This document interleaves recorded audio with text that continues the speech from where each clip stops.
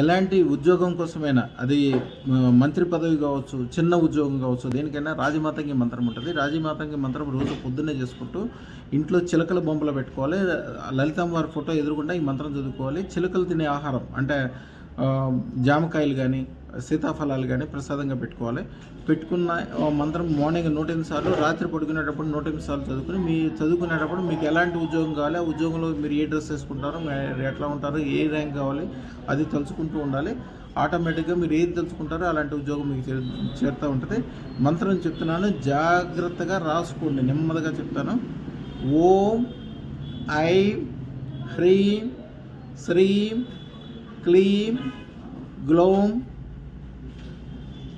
ఐం ఐం ఐం నమో రాజమాతంగిని మమ సర్వ ఐశ్వర్యం అతిశీఘ్రం మమ వాంఛిత ఉద్యోగం దేహి ప్రయచ్చ స్వాహ నమః.